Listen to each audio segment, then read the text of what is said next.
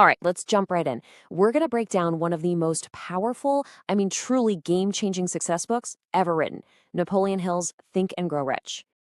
Ever feel like you're just stuck or maybe a little overwhelmed with how things are in the economy right now? Yeah, you're definitely not alone. It feels chaotic out there, and the pressure to get ahead is just relentless. But here's a wild thought. What if the most powerful code for success, the ultimate blueprint for navigating all this chaos, wasn't written last week, but over 80 years ago? I mean, we're talking about a book that's sold over 100 million copies. That's not a typo. Its impact is just massive. And what's crazy is that its core ideas are more relevant now in our digital world than ever before.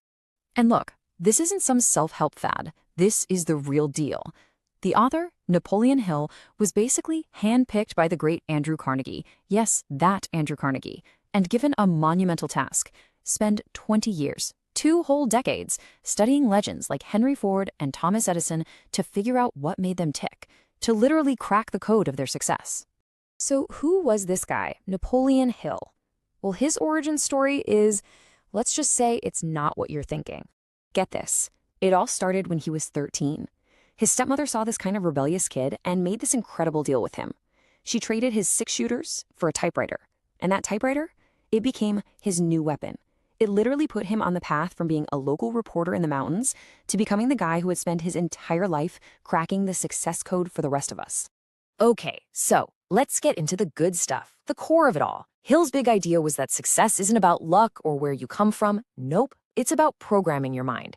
It's like installing a brand new operating system in your brain, one built for wealth. And where does this all begin? The absolute starting point for everything? One word: desire. And Hill is super clear on this. We're not talking about a gee, it would be nice to have more money kind of wish. No, we're talking about a burning, white-hot, all-consuming obsession, a definite goal you just can't get out of your head. So how do you actually do that? How do you turn a feeling into something real? Well, Hill doesn't just leave you hanging. He gives you a step-by-step recipe, a 6-step formula to turn that desire into cold, hard cash. You fix the exact amount, decide what you'll give in return, set a date, you write it all down. It's basically a contract with yourself. And by reading it out loud every single day, you're not just wishing, you are literally programming your subconscious to make it happen. All right, so you've got this burning desire. What's next? Faith. And this is that deep down, rock-solid belief, that conviction that you will get there, even when everything and everyone around you says it's impossible. It's the glue, you know? It's what holds the whole thing together when things get tough. And here's where it gets really mind-blowing. Remember, Hill was writing this stuff back in 1937. He was describing something with just his intuition, something that modern science would only catch up to and prove decades later. He was talking about neuroplasticity. That's the science that says your brain can physically change itself. It can rewire its own circuits based on what you think about over and over again. So when Hill talks about building unshakable faith, he's literally telling you to build new roads in your brain, neural pathways that lead directly to your goal. And how do you do that rewiring? Well, that brings us to the next principle, autosuggestion. Think of it as the how-to. It's the tool you use to talk directly to your subconscious. Remember that 6-step plan you wrote down? Reading that statement out loud day in and day out? That's you actively feeding your brain the new code. You are literally reprogramming your own mental software.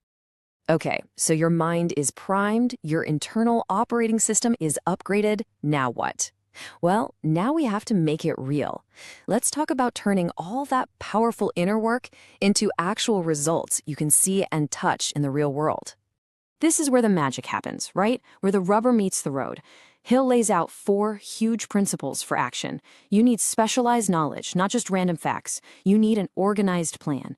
And then, and these are huge, you need to take decisive action. No more procrastinating. And finally, you need pure, simple persistence, the grit to just not give up. And Hill really hammers this point home. Just knowing a bunch of stuff isn't going to make you rich. General knowledge is great for trivia night, but wealth comes from specialized knowledge. It's about being the absolute go-to person for one valuable thing, not a jack of all trades. Think about our world right now. Constant updates, endless information, a million distractions. This is why organized planning is so crucial. It's your weapon against all that noise and uncertainty. A solid plan is what turns a wish into a project. It's what separates the dreamers from the actual doers. But honestly, one of Hill's most brilliant, and maybe most ahead of its time, ideas was this: you can't do it alone. Success is a team sport. He called it the Mastermind. The idea is simple but powerful. Get a group of smart, supportive, like-minded people together, all focused on a common goal. When you combine your brain power and energy like that, something incredible happens. It's like creating a super brain.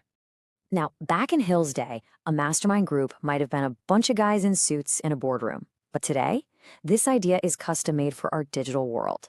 Your mastermind could be a Discord server, a WhatsApp group, an online forum, a virtual network of people from all over the planet. The tech is different, but the core idea, it's exactly the same and maybe even more powerful now. But let's be real, the road to success is never a smooth, straight line, right? There are always bumps. And Hill knew that the biggest roadblocks are usually the ones inside our own heads, especially how we think about failure. He had this amazing way of looking at it. He said, every failure brings with it the seed of an equivalent success. Think about that. Every single setback contains the blueprint for a comeback, if you're willing to find it. So it's all about a total mindset shift. Failure isn't the end of the road. It's not final. It's just feedback. It's data telling you, hey, try this instead. This is the core of what we call a growth mindset today. Hill was talking about this almost a century ago. Look, at the end of the day, Hill's message is timeless for a reason. The tools and tech might change, but the fundamental rules of success, they don't. It all starts and it all ends with the one asset you have total control over, your own mind. So the real question is, what are you going to build with yours?